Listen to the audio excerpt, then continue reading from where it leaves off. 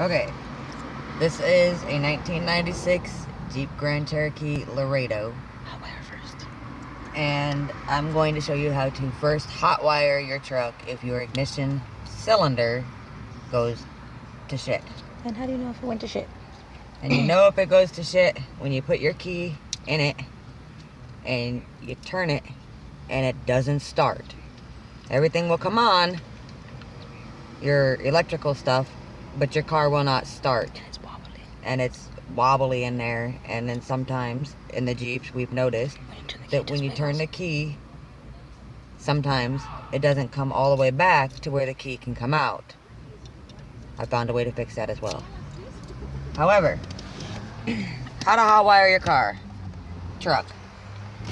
Take a paper clip. Or a safety pin. Or a safety pin.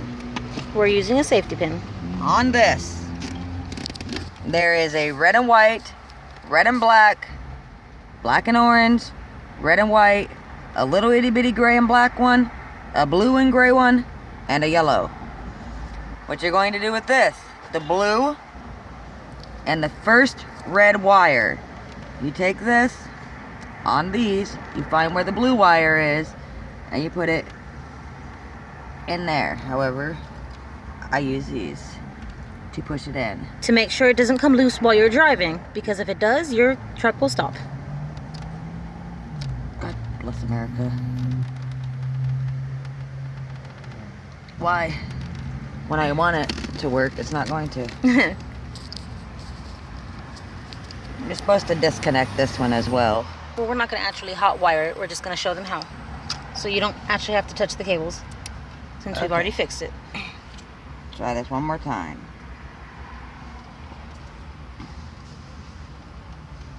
Okay, that And the one blue goes in there. This one goes in the red. Show them this and where we got it from. You take this wire, which we happen to take off of our back door because it's broke. By this, we took it off where it could be any kind of electrical wire, from an extra wire that you have from your radio, from a speaker. That one we took off for the window because our window doesn't work. What you Any do, piece. you take this. Don't actually start it though. You put it in the yellow. I'm just going to touch it to it so they know that it works. You take this and you touch it to the paper clip, and it should start your car. She's not actually trying to start it because we don't need to. We fixed it. But that's how you start your car, as you heard it turn over. But it will turn over completely. We found out that just having this and our car started, in order to put it in reverse, you have to actually turn the ignition key all the way forward, so that way you can come out of gear. Yeah. If not, you will stay in park and it will not move. Right. So you have to have the key also. Okay. Now also, with having your car hot wired, your blinkers will not work. The way to fix that, take another wire. This is what we did. We wrapped tape around this wire and flattened one end of it. Okay. The second red wire will be your windows and your radio.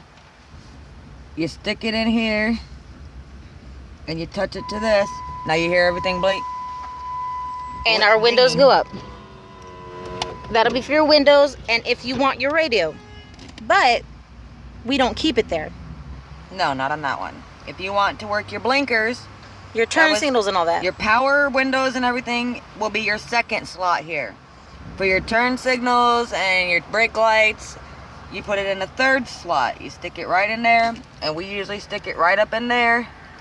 So it stays up. Tape it like that. Which is why we use the paper clip, because it has a safety pin, because it has a little hole just to put it in. And that'll make your blinkers and everything work when you drive. Without that, you will have no blinkers and you might get pulled over by the police. Yes. We just keep them taped up here. To just shut your car off, you do not have to remove both ends. You just take out one side and the car will shut off. Now, to change the broken ignition cylinder, it is not hard. First, you have to remove the black covering that goes over it. However, we broke the bottom piece. The top piece, you just take this, which is for you to raise and lower your steering wheel. You turn it towards the front of your car and it will come off, and then you can pull this top cover off of there.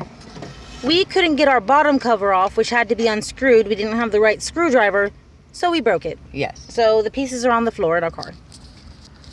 Now this black box here is your ignition switch.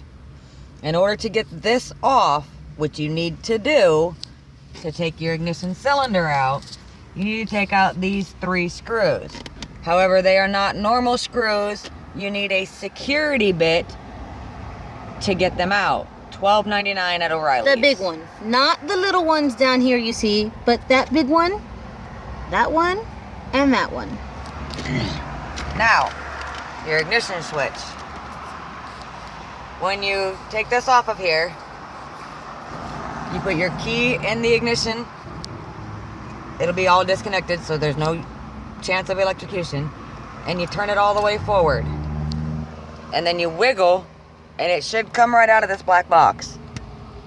To put it back in, the same way. However, when you put it back in, your key has to be out of it due to this. This will stop it from going back into this. Take your key out, and that goes in. And then you can put it back in there. And to put it back in, on the side right here, there's a screw.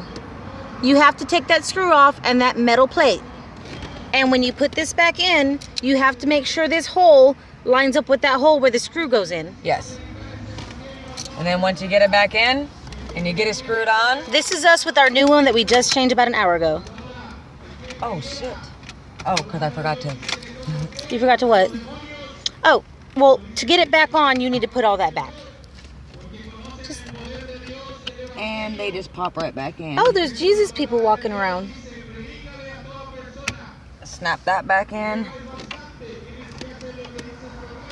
And that goes right there. I broke the clip, so I put tape on it.